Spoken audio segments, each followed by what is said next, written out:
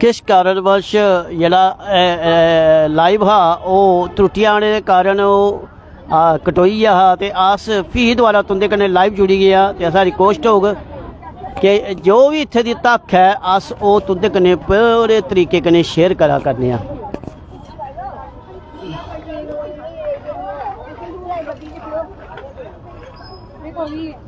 साड़ी कोशिश होग कि हर तक तुंदे कन्नै शेयर करना जेह्ड़ा गुलिस्तान डोगरी चैनल के माध्यम कन्नै अस चाहते हैं कि तुंदे तक गलबात पुज्जनी चाहिए।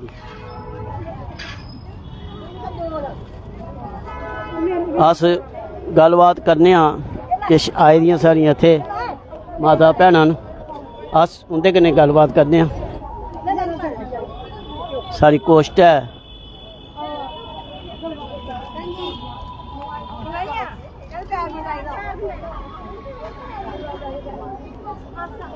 माता जी राम राम।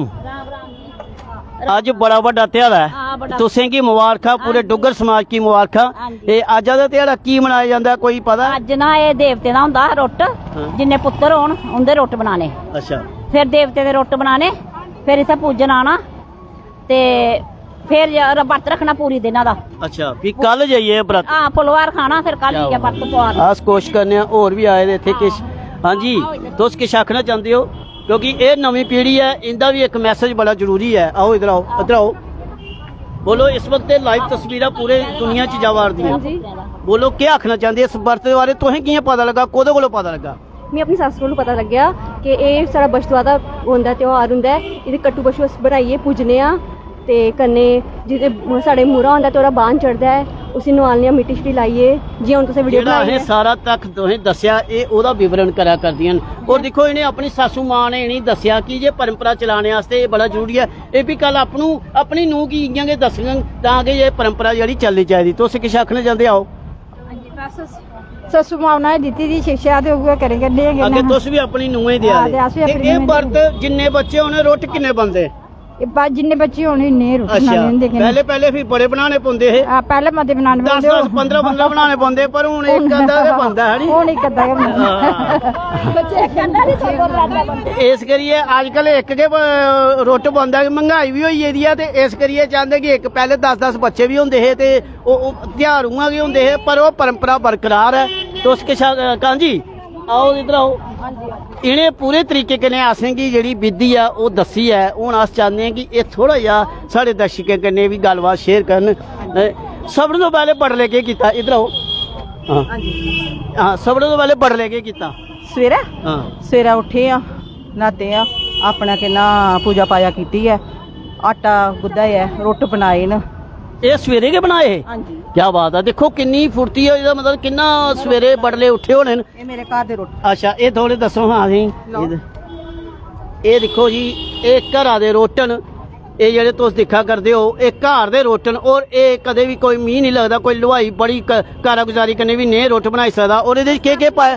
एह्दे खसकास भी लगी दी है। एह्दे देखो किन्ना खसका, मेरा हत्थ लांदे गै एह् टुट्टी जा दा। एह् हाँ जरूर खागे जी। ये देखो ये आखा दे प्रसाद है, प्रसाद वैसे भी मैं एह्दा बड़ा शकीन हाँ।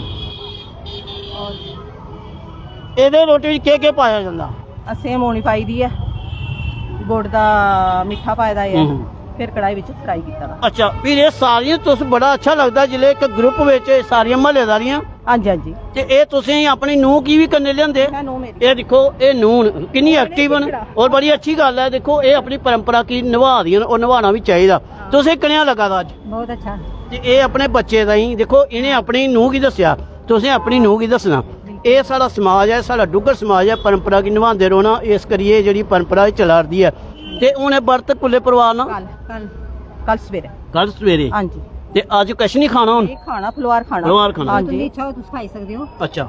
हाँ। ते ये बडले कल बडले फ्ही आना इत्थे या? कल इ'यां देवते दी द्रोपड़ा देनी होंदी है घर बस। अच्छा, हुन जियां तुसें घर जाना ते हुन सिद्धे घर जाना, हुन किश होर किश करना? आना आह्ली पजान को सदियां गाय दा गोबर मिलग ते ओह्दे पर चने रखने, कन्नै पानी रखना ते मत्था टेकना, क्योंकि एह् कट्टे बच्छे दा ते है ना। देखो किन्नी अच्छी परंपरा है कि साढ़े समाज च गौ दी बड़ी बड़ी अहमियत है। एक नाग देवता दी ते एक गौ दी। ये गौ दी ताईं बच्छ दुआ जियां आखे जांदा ना, कट्टे बच्छे ये सारे उंदा और बच्चे कन्ने ये बच्चे का व्रत रखते हुए सारी देखो कैसी परंपरा डुग्गर समाज की कि हर त्योहार कन्ने अस देवी देवतें के कन्ने कन्ने जानवरें की पक्षियों की पानी दरिया पहाड़ें पत्थरें की भी पूजने वो बड़ी अच्छी परंपरा है जी परंपरा तुसें बरकरार रखनी है हाँ जी अपनी आने वाली नस्ल की तुसें दस्सिया ये भी अपनी आने वाली जड़िया नस्ल न उन्हें भी दसणगे ते ये तो सारा तक जो गुलिस्तान डोगरी चैनल के माध्यम कन्नै पूरी दुनिया इस वक्त दिखा करती है।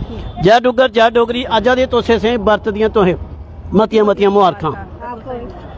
दोस्तों ये हियां साड़ियां माता भैणां और इन्हें पूरी विधि असेंगी दसी और कियां कियां ने 1 2 3 किया बच दुआ किया कट्टे बच्चे किते वो सारा किश असें तक तुंदे कन्नै लाइव तस्वीरां तुंदे कन्नै गुलिस्तान डोगरी चैनल के माध्यम कन्नै दस्सियां बिच किश त्रुटि आई ही असें उस त्रुटि दे बिच भी वीडियो कोशिश की है बनाई जिहड़ी अस बाद च तुंदे दर्शकें कन्नै शेयर करके बने रहो गुलिस्तान डोगरी चैनल कन्नै। जेकर कोई और खबर और कोई गलबात या कोई नया तक होर लभदा अस भी तुंदे कन्नै शेयर करगे।